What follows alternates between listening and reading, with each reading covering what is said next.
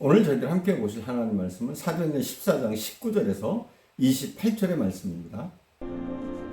유대인들이 안디옥과 이고니온에 와서 무리를 충동하니 그들이 돌로 바울을 쳐서 죽은 줄로 알고 시외로 끌어내치니라.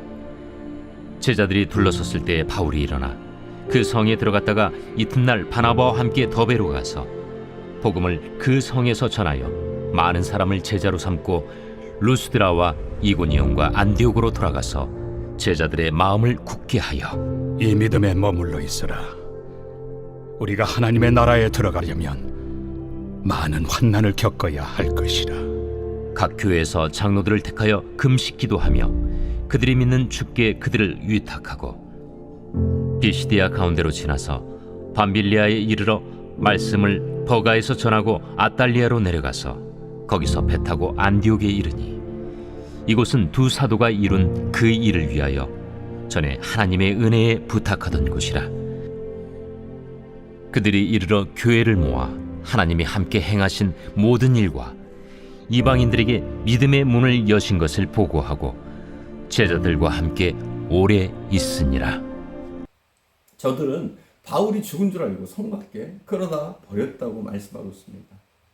바울은 의학적으로 잠깐 정신을 잃었다 살아난 것이라고 생각할 수도 있습니다. 그러나 바울이 일어났다고 했을 때 썼던 그 헬라어 단어가 죽은 자 가운데서 부활할 때 사용되는 그런 단어입니다. 그래서 우리는 바울이 완전히 숨이 끊어졌다가 하나님의 은혜로 다시 살아났다, 이렇게 보는 것이 맞습니다. 놀라운 것은 하나님의 기적은 불가능한 것이 없다는 사실입니다. 어떻게 방금 돌에 맞아 죽었던 것 같았던 그런 바울이 그 다음날 아무 일도 없었던 건강한 사람처럼 250리나 떨어진 더베라는 곳으로, 그곳에 가서 복음을 전할 수가 있겠습니까? 중상을 받은 사람이 맞습니까? 치료를 받아도 몇 달을 받아야 하는 거 아닙니까? 그러나 하나님의 능력은 대단합니다. 불가능한 것이 없습니다. 또 우리가 주목해서 보아야 할 것은 무엇이냐면 바울 사도의 용기입니다.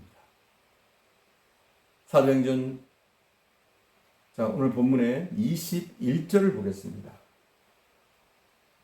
복음을 그 성에서 전하여 많은 사람을 제자로 삼고 루스드라와 이고니온과 안디옥으로 돌아가서. 사도행전의 기록들은 하나님의 능력 플러스 사도들의 죽음을 넘어선 용기입니다. 21절 하반절에 루스드라, 이고니온, 안디옥으로 돌아가서라고 기록하고 있습니다. 그냥 읽으면 표현을 간단합니다. 우리가 의미를 이해할 수도 없습니다. 그냥 평범해 보이는 겁니다. 그러나 루스드라는 바울이 돌에 맞아서 죽었던 곳입니다. 안디옥과 이고니온은 바울을 돌로 때려 죽이려고 했던 악한 무리들이 루스드라까지 몰려왔던 그런 곳입니다. 어떻게 또다시 그리로 돌아갈 수가 있습니까? 그것은 생각만 해도 두렵고 끔찍한 곳입니다. 그러나 저들은 그리로, 그 죽음의 현장으로 담대하게 걸어 들어갔습니다. 그곳이 죽음의 곳이라고 해도, 낭떠러지라고 해도, 험한 산도 괜찮고 바다 끝이라도 괜찮다는 심령으로 그들은 들어갔습니다. 바나바와 바울은 자기의 생명보다 복음을 더 중요하게 생각했습니다.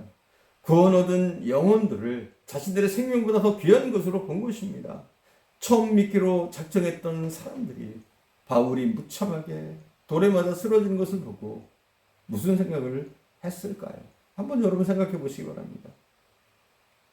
나도 이러다 죽는 거 아니야? 그런 생각 안 했겠습니까? 나도 이렇게 계속 신앙생활 하다가 어떻게 되는 거 아니야? 불안하지 않겠습니까? 저들의 마음이 얼마나 떨리고 두려움에 가득 찼을까요? 바울 일행은 20절에 기록된 대로 이러한 영혼들로 하여금 마음을 굳게 가지도록 권면하는 장면을 우리는 보게 됩니다. 22절을 봉독하겠습니다. 제자들의 마음을 굳게 하여 이 믿음에 머물러 있으라 권하고, 또 우리가 하나님의 나라에 들어가려면 많은 환난을 겪어야 할 것이라 하고. 믿음이 약한 죄는 정죄받기 전에 권면과 격려를 받아야 됩니다. 우리는 믿음이 약한 사람들은 정죄해서는 안 됩니다. 오히려 그들을 잘 자라날 수 있도록 보살펴주고 때로는 이해하고 기다려주고 격려하는 겁니다.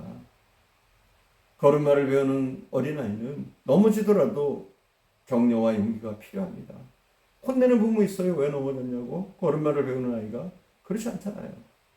교회는 마땅히 믿음이 약한 성도들을 이해하고 도와주어야 합니다. 나 잘났다고 하는 것이 아니라 연약한 사람들을 우리가 보살펴주고 챙기고 그들도 우리처럼 자라나기를 간절히 기대하며 바라봐야 하는 겁니다. 계속적인 양육을 받도록 믿음에 거하라고 바울과 바나바가 격려하고 있음을 우리가 볼 수 있습니다. 그리고 바울이 저 교인들에게 권면한 교훈이 무엇입니까? 그들은 이런 권면을 합니다. 우리가 하나님 나라에 들어가려면 많은 환난을 겪어야 한다. 여러분 분명히 기억하십시오. 예수 믿으면 세상 만사가 잘 된다, 복 받는다. 이게 진짜 복음이 아닌 겁니다, 여러분. 우리는 그럼에도 불구하고 믿는 겁니다. 이 땅에서 환난이 있지만 어려움이 있지만 주를 위해서 일하다가 좋은 일만 생긴 것이 아니라 핍박과 두려움이 있지만 우리에게 불이익이 있을 수 있지만 그러나 주님이 좋아서 주님이 우리에게 베풀어 주실 영원한 나라가 있기 때문에 우리는 믿는 거 아닙니까? 우리도 마찬가지입니다. 예수 믿으면 복 받아요. 이렇게만 전해서는 안 됩니다.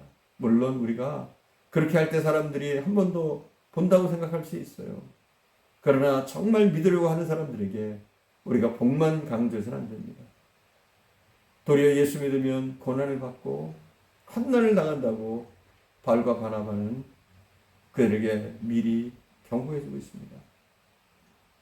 빌립보서 1장 29절은 이렇게 분명히 말하고 있습니다.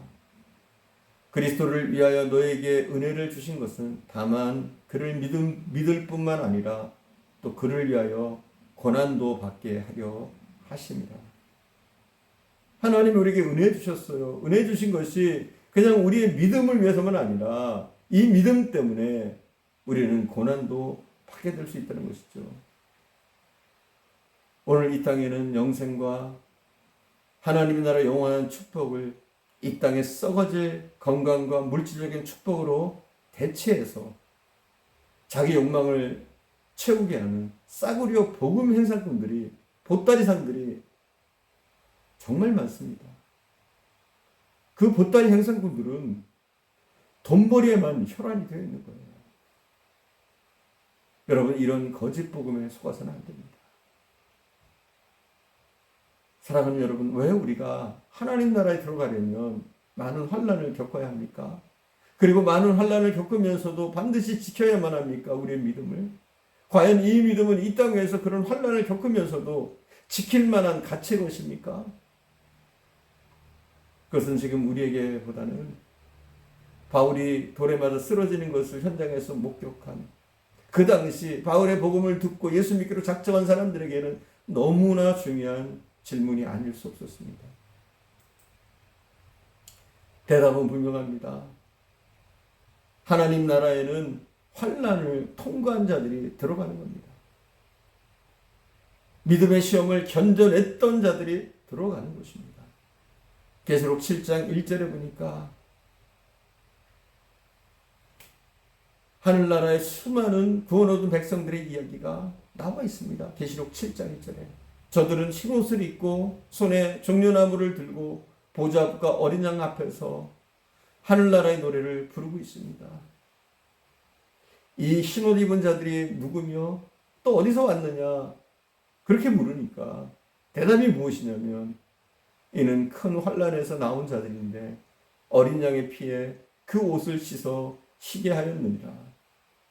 그러므로 베드로 사도는 우리에게 권면하고 있습니다. 베드로전서 4장 12절에서 13절에 보면 이렇게 권면하고 있어요. 사랑하는 자들아, 너희를 연단하려고 오는 불시험을 이상한 일을 당하는 것 같이 이상히 여기지 말고 오직 너희가 그리스도의 고난에 참여하는 것을 즐거워하라. 이는 그의 영광을 나타내실 때에 너희로 즐거워하고 기뻐하게 하려 함이라. 아멘. 기도하겠습니다. 사랑하는 주님, 오늘도 하나님의 은혜 가운데 귀한 말씀으로 은혜 베풀어 주심을 감사합니다.